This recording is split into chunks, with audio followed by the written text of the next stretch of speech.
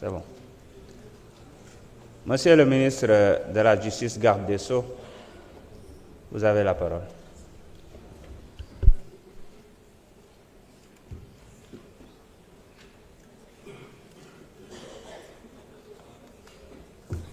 Je vous remercie, Monsieur le Président.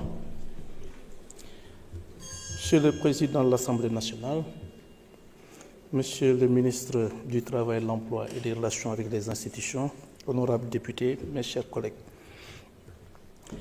Monsieur le procureur général près la Cour d'appel de Dakar m'a transmis les procès-verbaux relatifs aux enquêtes à la suite du rapport de la Cour des comptes sur les fonds Covid et une note y afférente. Il résulte donc de la dite gestion que le ministère du Développement industriel,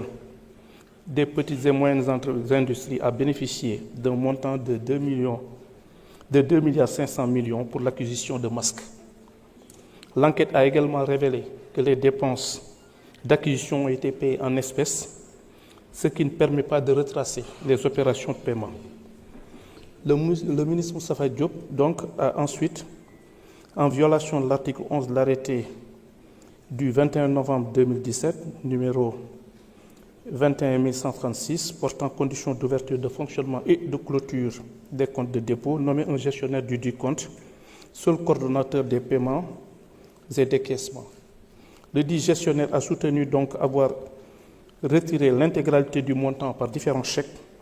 à l'ordre d'un tiers pour le paiement en espèces de fournisseurs en vue de l'acquisition de 6 250 000 masques. Il a en outre reconnu avoir procédé sur instruction de son ministre de tutelle à des paiements en espèces en violation de l'article 104 du décret numéro 2020-978 du 23 avril 2020 portant règlement général sur la comptabilité publique qui exige un paiement par chèque ou par virement. Le secrétaire général du ministère a, quant à lui, expliqué que le choix des fournisseurs a été effectué par le ministre Moustapha Diop, qui a ensuite ordonné au directeur de l'administration générale et de l'équipement d'établir des contrats à cet effet. Convoqué et entendu, l'auteur des retraits en question, qui se dit être comptable du ministère, a confirmé avoir procédé à plusieurs retraits par chèque, jusqu'à concurrence de la somme de 2,5 milliards qu'il remettait au gestionnaire du compte. Le rapprochement entre le nombre de 6 250 000 masques prétendument achetés et celui attribué au structure bénéficiaire a révélé un cap de 2 327 500 masques. Entendu au cours de l'enquête, 2 fournisseurs ont déclaré avoir respectivement obtenu du ministre Moustapha Diop l'attribution de marchés de 50 000 et 250 000 masques d'une valeur de 20 millions et 100 millions de francs CFA. Ils ont tous deux précisé avoir reçu le paiement intégral de ces montants en espèces des mains du ministre Moustapha Diop. À la suite de l'enquête préliminaire, une information judiciaire a été ouverte à l'encontre de plusieurs personnes.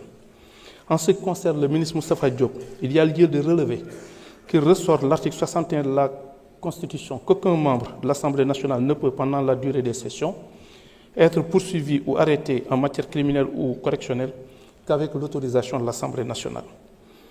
Le membre de l'Assemblée nationale ne peut, hors session, être arrêté qu'avec l'autorisation de l'Assemblée nationale, sauf en cas de crime ou délit flagrant ou de condamnation devenue définitive. C'est au regard donc de toutes ces observations que la levée de l'immunité parlementaire du député Moustapha Diop, ancien ministre du Développement industriel et des petites et moyennes industries, est sollicitée afin que des poursuites puissent être envisagées à son encontre. Je vous remercie de votre attention. jërëjëf monsieur le ministre ñu ngi jox kàddu gi suñu collègue Moustapha Diop wala ku ko fi teewal.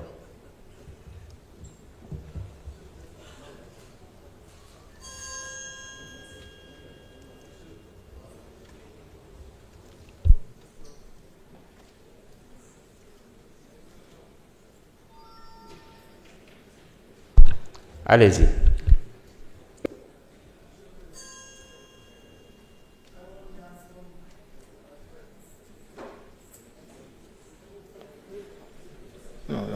Monsieur le Président,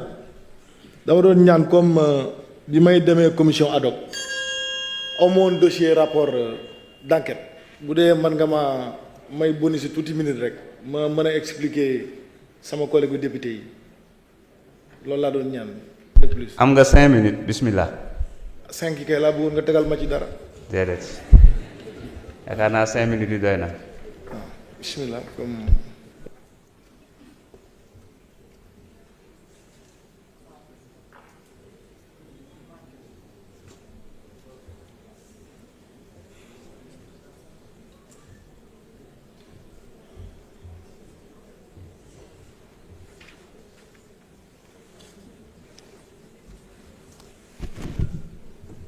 Monsieur le Président de l'Assemblée nationale, Monsieur le ministre de la Justice, garde des Sceaux, Monsieur le ministre de la Fonction publique, en relation avec les institutions, honorables députés.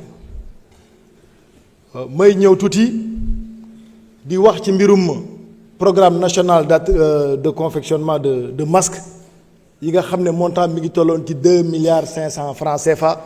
ñu attribué woon ko au ministère du développement industriel mu doon defar ay masques pour askan wi ci période mbas mi may fàttali rek tuuti di wax ne bin ñu joxee xaalis bi muy 2,5 milliards yi samay service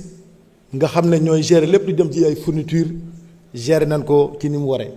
bi ñu nee xaalis bi dañ ko fayee en liquide ci la waa DIC convoqué tous les fournisseurs benn par benn te mi ngi ci rapport d'enquête bi ngeen tiim ñu laaj fournisseurs yi est-ce que fay nañ leen intégralement seen xaalis ñu génnee kayit waaye ne fay nañ leen intégralement seen xaalis mi ngi ci rapport bi ñu laaj leen est-ce que livré ngeen l'intégralité des masques ñu ne livré nañ l'intégralité des masques ñu laaj leen est-ce que joxu leen waa ministère de l'industrie dara pour guerre leen ñu ne joxuñu nu 50 nu Mali ñu ne délit bi lan la dañoo fayee en liquide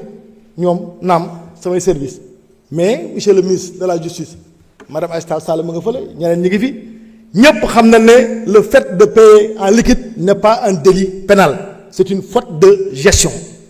et li may wax lu leer laa wax c'est une faute de gestion boo xam ne ña ngi koy attee ca chambre de discipline financière de la cour des comptes te woo nañ bu yàgg